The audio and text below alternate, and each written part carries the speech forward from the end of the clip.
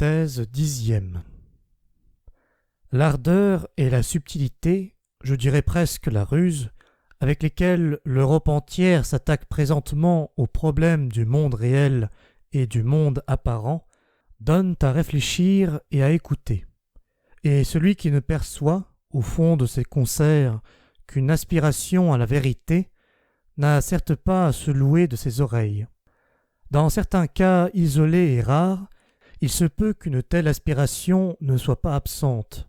Je ne sais quelle vaillance aberrante et aventureuse, je ne sais quel point d'honneur métaphysique qui s'accroche à une position perdue et qui préférera toujours en définitive une poignée de certitudes à toute une charretée de belles possibilités.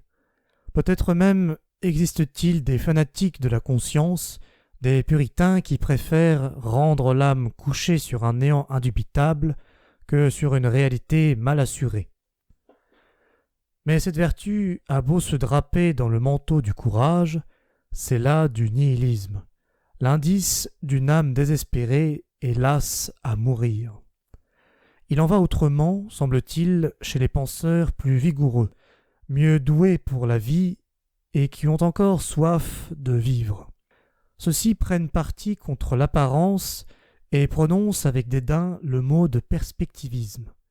Ils n'ont guère plus de foi en leur propre corps que nous n'en accordons à notre vue quand elle nous montre la terre immobile et laissent ainsi échapper avec une apparente bonne humeur leur bien le plus sûr. Car à quoi croyons-nous plus fermement aujourd'hui qu'à notre corps? Mais qui sait si au fond ils ne songent pas à reconquérir quelque chose que le passé posséda avec encore plus de certitude, quelques vestiges de l'antique patrimoine de la foi, peut-être l'âme immortelle, peut-être l'ancien Dieu, bref, des idées qui dispensaient une vie meilleure, plus forte et plus joyeuse que les idées modernes.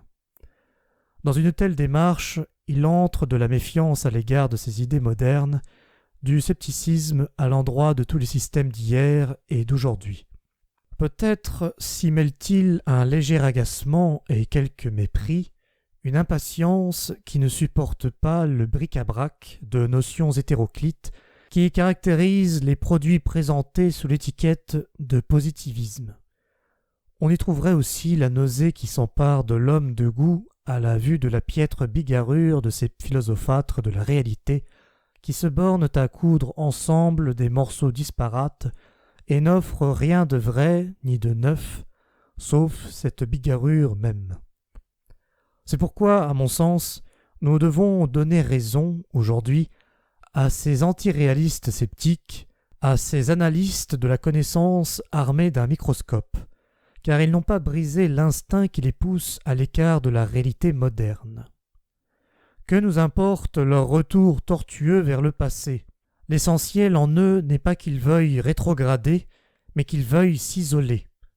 Un peu plus d'énergie, de hauteur, de courage, de sens artistique, et ils s'évaderaient au lieu de reculer.